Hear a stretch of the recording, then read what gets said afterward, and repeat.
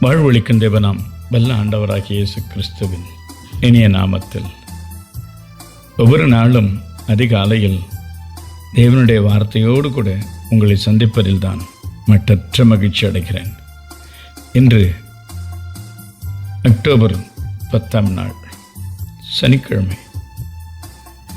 என் நீதியை சமீபிக்க பண்ணுகிறேன், அது தூரமாய் இருப்பதில்லை.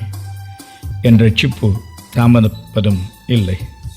நான் சியோனில் ரட்சிப்பையும் இஸ்ரவேலுக்கு என் மகிமையையும் கட்டளிடுவேன் என்று ஏசாயா 46:13 நாம் வாசிக்க கேட்கலாம்.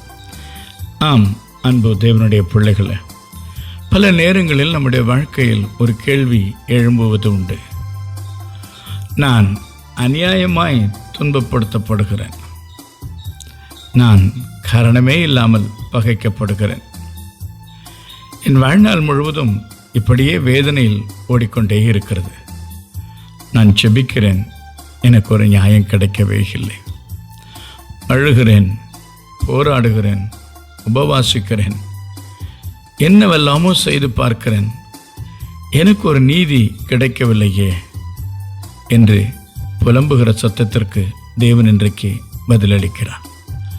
ஆம், தேவன் நீதியுள்ள ஒரு நியாயாதிபதி. அவருடைய நீதி ஒருபோதும் அநீதியாய் இருக்காது.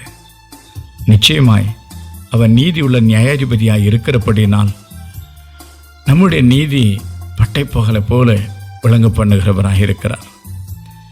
மனம் சோர்ந்து போய் இருக்கிறீர்களா? ஒரு முடிவு தெரியாமல், எதற்குமே ஒரு விடியல் இல்லாமல் நான் வாழ்ந்து கொண்டிருக்கிறேனே. பல நாட்கள் என் நித்திரையை நான் இழந்து போய்விட்டேன். இன்னும் நான் என்ன செய்ய வேண்டும் என்று எனக்கே விளங்கவில்லை. பல நேரங்களில் ஆண்டவரும் மௌனமாயிருக்கிறார். எனக்கு ஒரு நீதி கிடைக்காதா?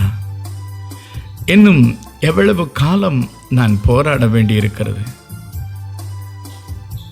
ஒளியில் சொல்லவும் முடியாமல், மனதுக்குள் புதைத்து கொள்ள முடியாமல், யாரும் எனக்காக பரிந்து பேசவும் முடியாமல் ஒரு வாழ்க்கை நான் வாழ்ந்து கொண்டிருக்கிறேனே. எப்பொழுதுதான் இதற்கெல்லாம் ஒரு முடிவு வரும்? ஒரு சமாதானம் என்பது எனக்கு கிடைக்காதா? ஒரு நாளாவது நான் நிம்மதியாய் வாழ முடியாதா? ஒவ்வொரு நாளும் இன்றைக்கு என்ன சம்பவிக்குமோ, இன்றைக்கு என்ன கேட்பார்களோ, இன்றைக்கு எவ்விதத்தில் பிரச்சனை வருமோ, இன்றைக்கு என்னவெல்லாம் சண்டை வருமோ, இன்றைக்கு என்ன சூழ்நிலை ஏற்பட போகிறதோ என்று சொல்லி ஒவ்வொன்றை குறித்தும் நினைத்து நினைத்து பயந்து பயந்து வாழ்ந்து கொண்டிருக்கின்றிருக்க என்று உன் இருதயத்தில் வேதனையோடு கூட இருக்கிறீர்களா? தேவனுடைய நீதி இனி தாமதிப்பதே இல்லை. அவர் அதை சமீபிக்க பண்ணுகிறேன் என்று சொல்லுகிறார். தேவனுடைய நீதி சீக்கிரமாய் உங்களுக்காய் வெளிப்படும். மனம் கலங்காதிருங்கள். இன்றைக்கு அவர் வாக்கு பண்ணியிருக்கிற என் நீதியை நான் சமீபிக்க பண்ணுவேன். கட்டாயம் கர்த்தர் வெகு காலத்திற்கு மௌனமாய் இருப்பார் என்று சொல்லி எண்ணிக்கொண்டிருக்காதிருங்கள். கர்த்தருடைய நீதி சீக்கிரமாய் வெளிப்படும். அந்த நடுப்பகலில் உதிக்கிற சூரியன் பிரகாசத்தைப் போல பிரகாசமாய் இருக்கும். தைரியமாயிருங்கள். தேவனுடைய நீதி வெகு சீக்கிரமாய் வெளிப்படும். அது நீதியுள்ள நியாயமாய் காணப்படும். இதுவரை நீங்கள் வடித்த கண்ணீருக்கும், நீங்கள் பொறுத்து கொள்ளக்கூடாததை பொறுத்து கொண்டதற்கும், சகிக்க முடியாத சகித்ததற்கும் பிரதிபலனாய் தேவனே நீதியை செய்வார். ஒரு மனுஷர் வந்து உங்களுக்கு நீதி சொல்ல வேண்டும் என்பதில்லை. தேவனே தம்முடைய நீதியை விளங்க பண்ணுவார். தைரியமாயிருங்கள்.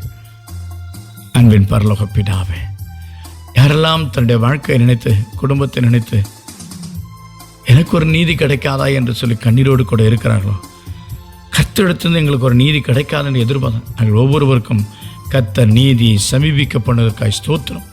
வெகு சீக்கிரத்தில் கர்த்தர் நீதி செய்வதற்காய் நன்றி செலுத்துகிறோம். நம்முடைய பிள்ளைகள் ஒவ்வொருவருக்கும் கர்த்தருடைய நியாயங்கள் வெளிப்படுத்தும். அவர்களுக்கு சமாதானத்தை தாரும். இயேசு கிறிஸ்துவின் வல்லநாமத்தை ஜெபிக்கிறோம் நல்ல பிதாவே, ஆமென்.